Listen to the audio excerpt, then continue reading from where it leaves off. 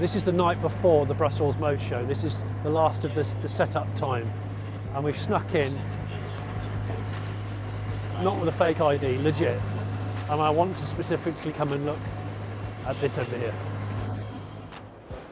This is the Dacia Hipster concept.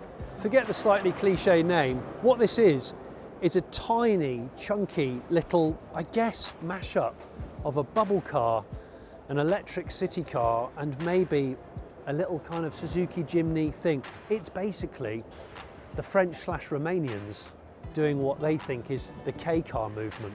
But what's amazing about this is in its 3 meter long length, it can fit 4 people and it has a boot. And it has a whole host of recycled materials and fantastic little features. And in this video, I'm going to deep dive into the Dacia Hipster concept and show you why I think it's so damn cool. I'm Jonny Smith. This is The Late Break Show.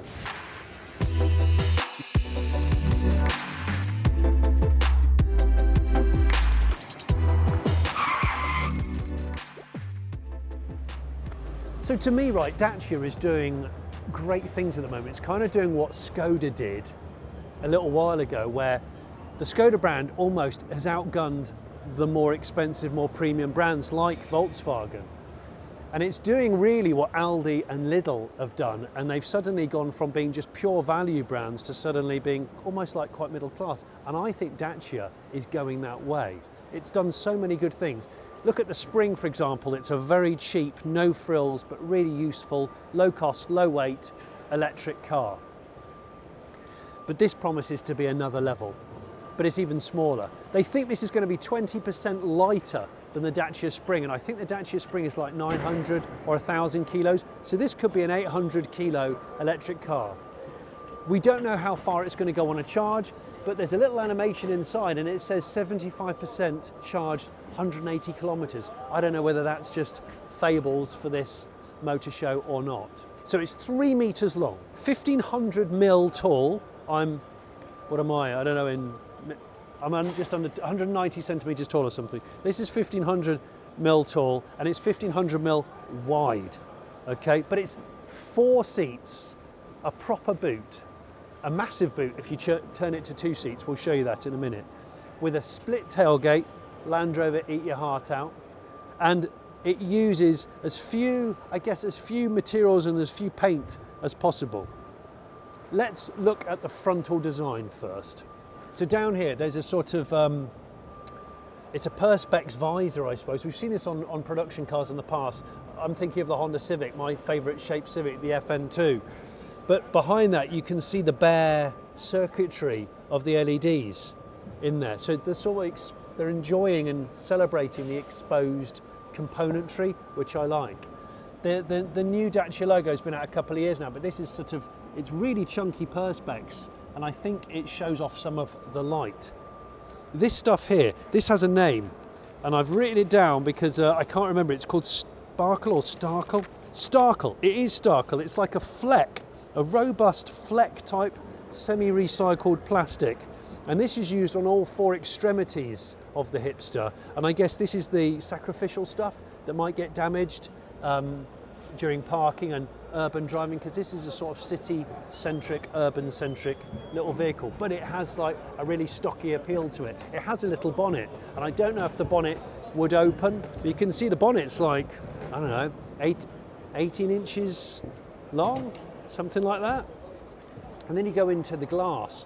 Look at the lack of curvature, like the first generation Fiat Panda or the Beetle or all the original utilitarian vehicles like the 2CV. I think this is a totally flat piece of glass, as is the side glass, which is sliding, has no mechanism at all, saves weight, saves tech, means that it doesn't really break very easily, obviously saves them cost.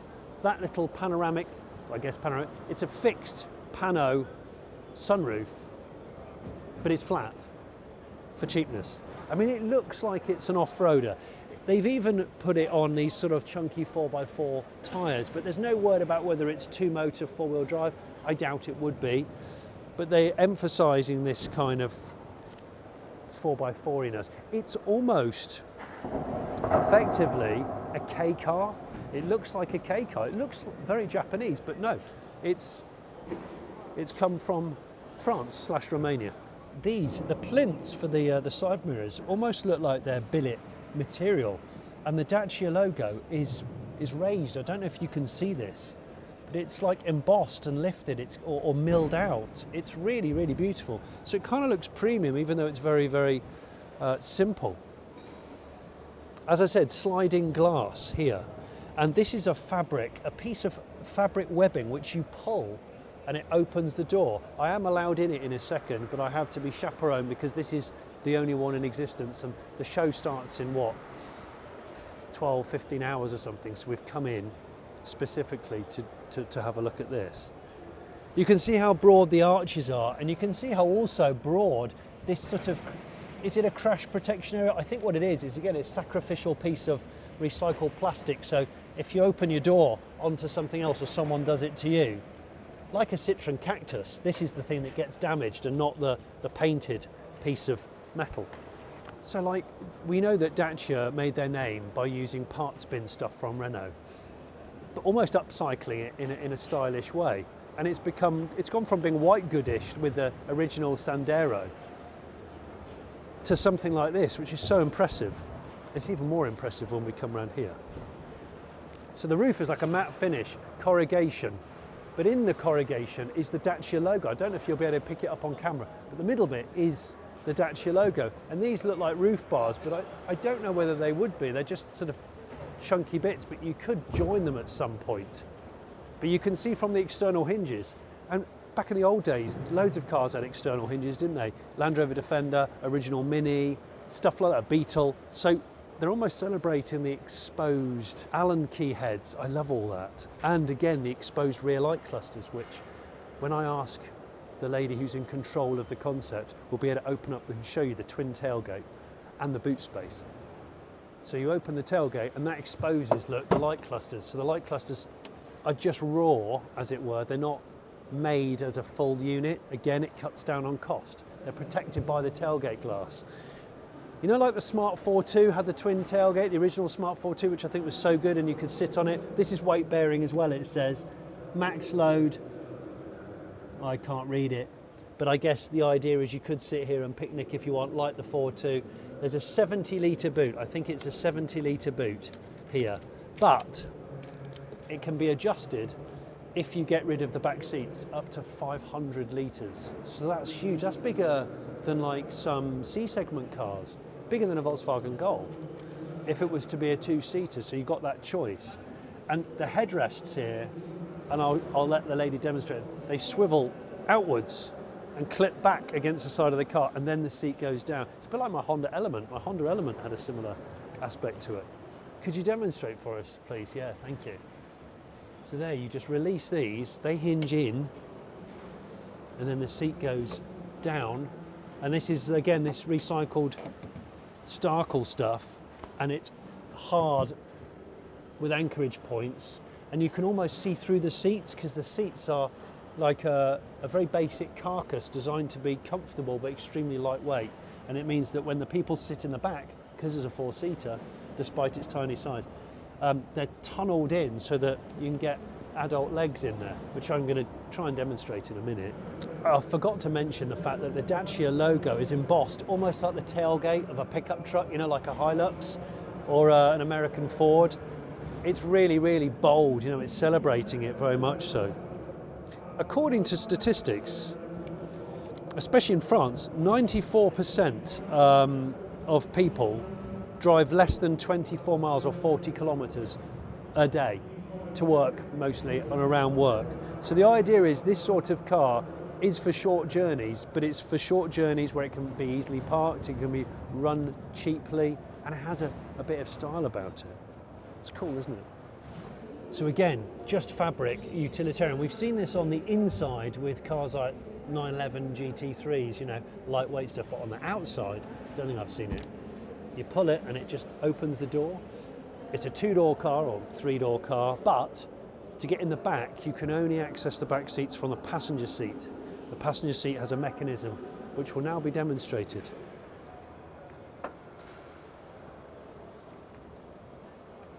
That's cool. Thank you. So this seat tips forward, like loads of cars from the 80s and 90s, if you remember. That's how you got into three-door cars. I am going to get in now. I just can't believe how much space this car has. So the seats are so important, the architecture of the seats, the position in the Hipster. So these seats are apparently the identical seating position as the Sandero, but a very different frame. You can see also that they're effectively a bench, and they can move forwards and backwards together. But this is the only one that lifts and tilts to allow rear passengers to get in. Once you're in, because there's really prominent kind of squabs at the back here, and there's Isofix, and it's sculpted plastic in here. It does remind me of the Suzuki Jimny, which was really short wheelbase, but was able to carry 4 people and 4 adults at that. But when we push this seat back to a normal driving position, you'll see how much space I've got because of the way this is sculpted out like that. It's amazing, isn't it? Warm technical fabric with the formed bench seat, open weave headrests as well, again to just make it lighter. The idea is with the phone as well, the phone connectivity, it's BYOD, bring your own device philosophy. Hallelujah to that. It's so good, it's so interesting. I've also got a ton of headroom because it's just such a square little box. Honestly, if you took the badge off this, you'd think it was Japanese. You'd think it was a Japanese K style design.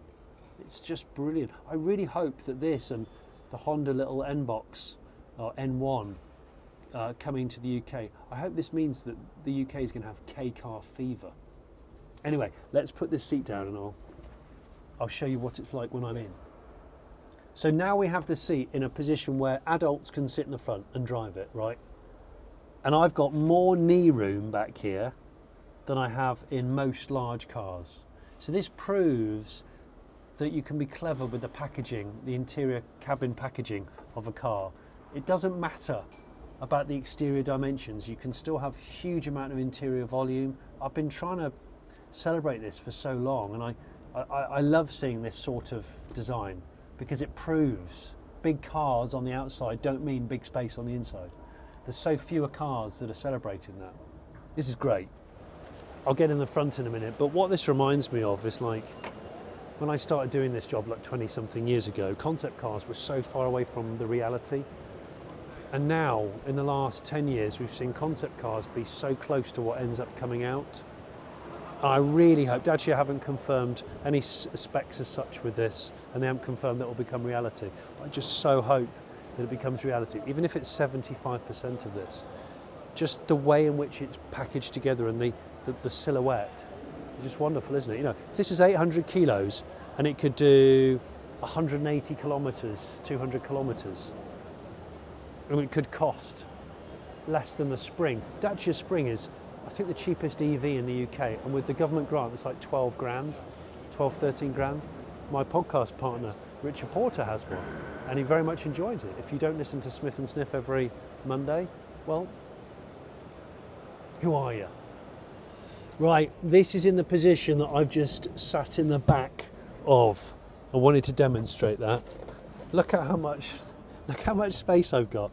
Because a bit like the Fiat Topolino, or artist formerly known as the Citroen Ami, it's all so basic and hard plastic, and there isn't a proper dash like traditional cars. There's so much space under here. There's some tethers, there's some clips, but it really is good. And this like sits and floats the steering column, so I've got my knees either side. This is between my knees.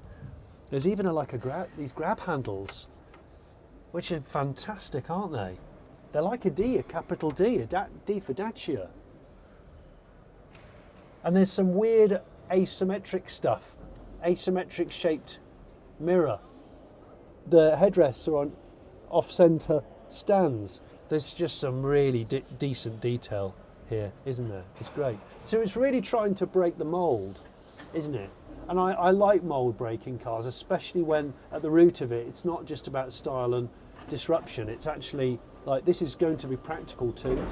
I'm trying to think of the kinds of cars which I've featured which are akin to this. I suppose the Citroen Ami a few years ago, still one of the most popular videos on the Late Break Show, but also the Microlino, the little bubble car, electric bubble car, which is sort of aiming at the high end. It's stylish, it's quite high priced, but it feels special, it feels exclusive, and it's also really good quality. If you haven't watched that video, I will put the video to the Microlino on the screen now and in the description. I think we first saw it in the Dacia Spring, the U-clip little device, clip device, and I think this car is full of them as well. So you can accessorize it for both holding various things, carrying various things, using the U-clip technology. So in other words, again, it's quite skeletal, and you add what you want to add, or you have it as basic and light and free as you want. I love all this. Less huge cars that don't make much sense, more of this sort of thing, especially in areas like towns and cities. Wow, it's just so nice to have a look around stuff like this. I do love celebrating design like this. I can't believe that in a 3 metre long package you can fit 4 people and you can have a boot. Love it.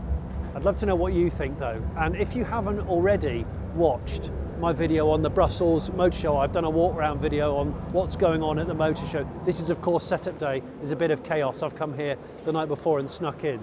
Then have a watch of that. I'll put that in the description, I'll put that on screen now. We're on the Dacia stand, but there's loads of other really interesting stands, and I hope this car signifies the start of small cars being more interesting and being widely accepted. Small cars that have got a lot to give the world. If you haven't already subscribed to The Late Break Show, please subscribe, and if you want to support us via Patreon, you get early access to videos like this, and you also get a blog from me about what I'm doing behind the scenes every single week. Take care.